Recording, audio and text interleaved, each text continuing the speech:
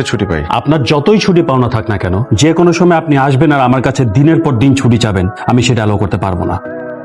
আপনি একটা কাজ করছেন, সেই কাজের প্রতি আপনার একটা দায়িত্ববোধ থাকা উচিত মিস্টার আবির। ডেফিনেটলি স্যার, কিন্তু ব্যক্তিগত জীবনেও দায়িত্ববোধ বলে কিছু বিষয় আছে যেগুলো আমরা এড়িয়ে যেতে পারি না। পরিবারের কারো মৃত্যু হলেও আমরা 3 থেকে 4 দিনে বেশি ছুটি ম্যানেজ করতে পারি না। আমার নিজের ছেলে অ্যাক্সিডেন্ট করে হসপিটালে ভর্তি ছিল, সে অসুস্থ ছেলেকে হসপিটালে রেখে আমি প্রতিদিন অফিস করেছি, একদিনও ছুটি কাটাতে পারিনি। Necessity knows no loss. Exactly sir, প্রয়োজন নিয়ম মানে না। আর আমার এখন সবচাইতে বেশি প্রয়োজন হচ্ছে সেই মানুষটার পাশে থাকা, যে মানুষটা প্রতিনিয়ত মৃত্যুর সাথে লড়াই করছে, যে মানুষটার পৃথিবীতে আমি সবচাইতে ইম্পর্টেন্ট পারসন, যে মানুষটা এখনো জানেই না যে তার হাতে সব মিলিয়ে আর 10টা দিনও হয়তো সময় নেই, আর সেই মানুষটাকে আমি অসম্ভব ভালোবাসি। শেষ সময় আমার তার পাশে থাকার চাইতে জরুরি আর কিছুই আমি মনে করছি না। প্রয়োজনে যদি আমার জবটা হারাতে হয়, আমি রাজি আছি। বোকার মতো কথা বলবেন না, বি প্র্যাকটিক্যাল। সরি স্যার, এতটাও প্র্যাকটিক্যাল হওয়া উচিত না যেখানে নিজের মন সায় দেয় না। আমি জবটা নিজ থেকেই ছেড়ে দিচ্ছি।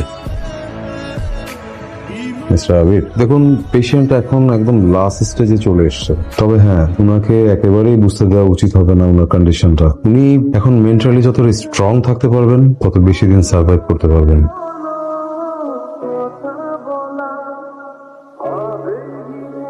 কি বলে ডক্টর? বললো তুমি খুব দ্রুত ইমপ্রুভ করছো, এখান থেকে নিয়ে চলো না প্লিজ।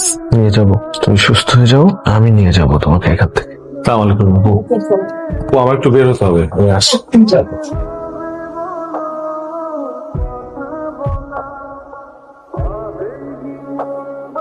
আবির, এই আবির, তুই? লিয়ার কাছে শুনলাম তোর হার্টে নাকি প্রবলেম, তাই ভোরের ট্রেন ধরে সোজা তোর কাছে চলে আসছি। আমার হার্টের প্রবলেম মানে? নীলিমা তো তোর হার্টই, মানুষটাকে যে পরিমাণ ভালোবাসিস তুই, তোর হার্ট কাজ না করলেও চলবে, কিন্তু নীলিমাকে তো তোর লাগবেই না। চল আগে ওর সাথে দেখা করি। দেখো কে আসছে, চিনতে পেরেছো? কিনবো না, আপনাকে একবার দেখলে কি ভোলার উপায় আছে? এতদিন কোথায় ছিলেন? লজ্জায় গা ঢাকা দিছিলাম, চাকরি বাকরি কিছু ঢুকলো না, পরে গ্রামের বাড়ি চলে গেলাম। সেখানে গিয়ে অবশ্য চাষবাসের কাজ শুরু করে দিছি। অবস্থা এখন মন্দ না, কিন্তু তোমার অবস্থা তো ভালো দেখতেছি না বোন। কোনো নোটিশ ছাড়া ডিরেক্ট বেডে পড়ে গেলা? হাসেন না ভাইয়া, হাসতে কষ্ট হয়। হাসি হলো পৃথিবীর সব থেকে মহা ওষুধ। হাসো হাসো, মন খুলে হাসো, যত হাসবে তত দেখবে তোমার অসুখ বিসুখ লেজ গুটিয়ে পালিয়েছে। পুরনো ওষুধগুলো শেষ হয়ে গেছে, নতুন ওষুধ লাগবে। তাহলে শোন, আমি নিচে যাই, ওষুধ নিয়ে আসি। তুই কি একটু রেস্ট নিবি? রেস্ট নেওয়ার জন্য আসছি, চল। একেবারে লাস্ট স্টেজে এসেই জানতে পারলি নীলিমা কি এর আগে কিছুই টের পায় নাই? টের পেয়েছিল কিন্তু কাউকে কিছু জানায়নি। লিউকেমিয়ার সেকেন্ড স্টেজে এসে ডক্টর বলেছিল বোন ম্যারো ট্রান্সপ্লান্ট করতে হবে, কিন্তু খরচের কথা চিন্তা করে হয়তো বা ব্যাপারটা চেপে গেছে। এটা কোনো কথা? এত বড় একটা অসুখ এভাবে চেপে যায়? ও তো এমনই, ওর বাবা মারা যাওয়ার পর ফুল ফ্যামিলি নিয়ে এখন দুলাভাই আর বোনের সাথে থাকে। এত খরচের একটা ধাক্কা ও বার্ডেন হয়ে থাকতে চায়নি ফ্যামিলির উপর। ইনফ্যাক্ট আমাকেও কিছু জানায় নাই, জানালে হয়তো এত সহজে ওকে যেতে দিতাম না। আমির, বোন ম্যারো ট্রান্সপ্লান্ট করে এখন কিছু হবে না যদি বিদেশ নিয়ে যাই? এখন আর কোনো লাভ নেই, ওর সারা শরীরে ক্যান্সারের জীবাণু ছড়িয়ে গেছে, এমনকি ব্রেনেও। আমার এই 2 হাতের উপর আমার ভালোবাসার মানুষটার মৃত্যু হবে আর আমি অসহায়ের মতো সেটা তাকিয়ে দেখবো। আবির, এখনো সময় আছে আমাদের হাতে। আমরা প্রত্যেকটা মুহূর্ত, প্রত্যেকটা সেকেন্ড এমন প্রাণবন্ত করে তুলবো যেন আমার বোনটা হাসি মুখে বিদায় নিতে পারে। হ্যাঁ, এগুলা রাখ। টাকা দিয়ে এখন আর কি হবে? তুই তো জানিস আমার নিজের কোনো বোন নাই, নীলিমাকে আমার বোন মানছিলাম। এই টাকাগুলো ওর শেষ হাসির জন্য। এখন থেকে ওর যা যা ইচ্ছা, যা যা পছন্দ সবকিছু এনে ওর সামনে হাজির করবো।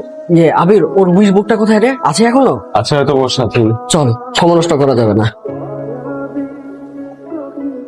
কি হয়েছে? কিছু না, আপনার পাশে বসে মা কান্নাকাটি করছিল তো, মাথার ভিতরে মনে হয় একটু বাড়ছে। আন্টি, উনি দেখেন, আপনাকে আমি অনেকবার বলেছি আন্টি, কান্নাকাটি করা যাবে না। ওর সামনে তো নাই, ওর পিছনেও কান্নাকাটি করা যাবে না। কষ্ট আমাদের সবারই হচ্ছে, কিন্তু কষ্টটাকে চেপে আমরা ওর সামনে হাসি মুখে থাকি। আমার কষ্ট আর মায়ের কষ্ট একটা বাবা। নিজের চোখের সামনে সন্তানের মৃত্যু দেখাচ্ছে, নিজের মৃত্যু মতো কম যন্ত্রণাদায়ক। আপু, নীলিমা কোথায়? আবির, ও ড্রেস চেঞ্জ করতেছে। আর তোমরা এসব কি নিয়ে আসছো এত কিছু? ওই নীলিমা কর্ন স্যুপ পছন্দ করে, কর্ন স্যুপ আনছি, মাশরুম স্যুপ আনছি, আর তোমাদের জন্য পছন্দের খাবার নিয়ে আসছি। আবির, প্রতিটা মিনিট পার হচ্ছে আর মনে হচ্ছে জীবন থেকে কি যেন নাই হয়ে যাচ্ছে। প্লিজ আপু, তুমিও যদি এখন এভাবে মানসিক ভাবে ভেঙে পড়ো তাহলে আমি কি করব? আমার তো আর কিছুই করার থাকবে না। আমি চাই নীলিমা শেষ দিন পর্যন্ত তার ভালোবাসার মানুষগুলোর হাসি মুখ দেখে যাক। মা কোথায়? মা খেয়েছে কিছু? মুখেই তো দিতে চাচ্ছে না কিছু, সারাক্ষণ লুকিয়ে লুকিয়ে কাঁপে। কি চাচ্ছেন? সবাই মিলে হাসপাতালে ভর্তি হয়ে যাবেন সিরিয়ালি? তাহলে এই কান্নাকাটি করে সারাদিন না খেয়ে থেকে কোনো কিছু সমাধান হবে? তাহলে ঠিক আছে, আমাদেরকেও বলে দেন, আমরা না খেয়ে থাকি, খাওয়া দাওয়া সবকিছু বন্ধ করে দিই। আপনি যাও, নীল অনেকক্ষণ একা আছে, যাও, আমি দেখছি।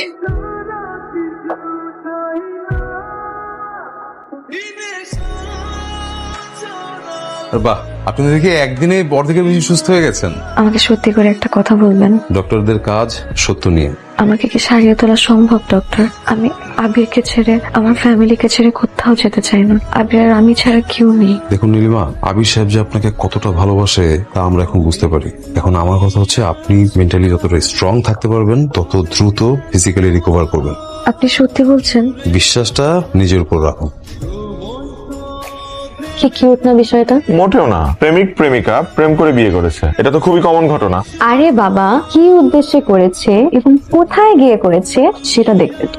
শুনো তো খালি অর্ধেক অর্ধেক। মাজারে? প্লিজ আবির, আমরা মাজারে।